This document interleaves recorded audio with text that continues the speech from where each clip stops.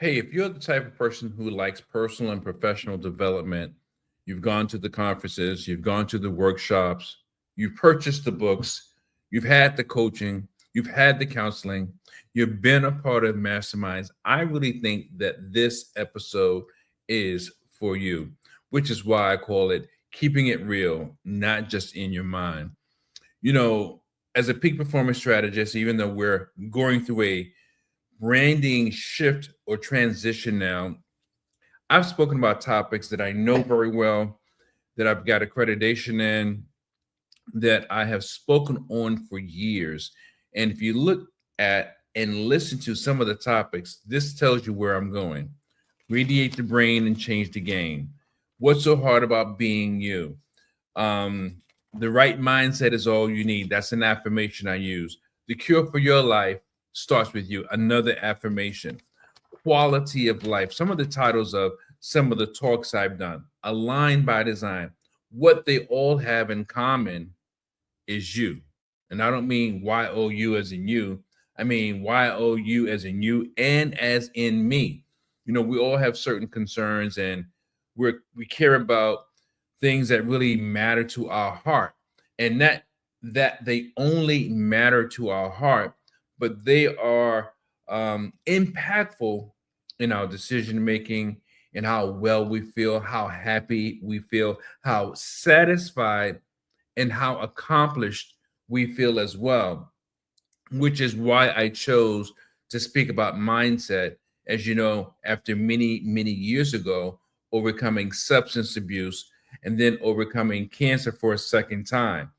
And the point of it all is if I can encourage or inspire one person to look at things a little differently, that would be a huge difference. And I think I've done that, but I can't rest on my laurels because I don't know if I've truly achieved that. And the goal is to achieve, not to just talk about it, but to be about it. And I'm grateful that I've received various accolades and I've reached various milestones. I've done things that a lot of people may not have done, and that's great. But as they say, you're only as good as your most recent hit. So, what have you done for me lately, Charles? Sir Charles, what have you done? And what that is simple. And this is something that I'm hoping you can really benefit from as well.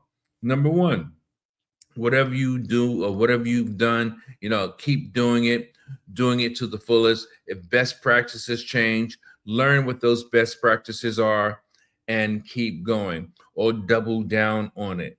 If you've done something to the hilt and it can't be done anymore, what else is in your arsenal? How can you transition or shift that into your next biggest or next best thing? And if you have a next biggest or next best thing, make that something really meaningful. Go for it just like you did the previous thing. Double down, 10 toes down, and really give it your heart and soul. Give it your all that you've got to give so that you're impacting people in such a way that it's just amazing. And I think that's important because a lot of times when we kind of like lose momentum or lose speed with what we're doing, we feel lost. And again, I'm going back to mindset.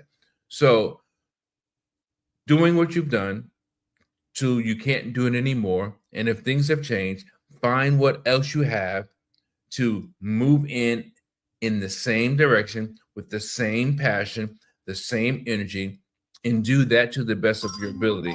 And what you're going to find out is that some things are really challenging.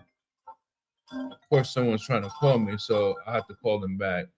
Some things are really challenging, and those things that are challenging are the things that make it well worth your time to become better at.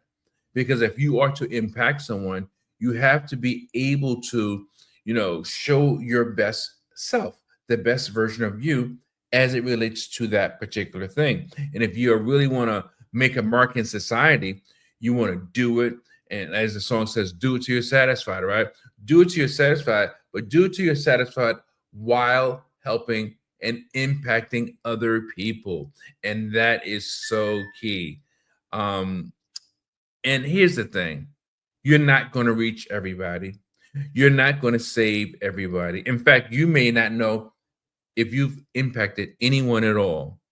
And that can be really a blow to our ego. You may feel like, what am I doing? And I have felt that way on numerous occasions. You know, I spoke a few days ago about the fact that some people say the only thing you see on social media are the highlights. And it's true. Same with me. When I got the suit on, I'm walking down the hall about to go do my presentation, right? And either I'm recording me or someone's recording me as I'm talking about what I'm getting ready to talk about. And I go in and I kill it.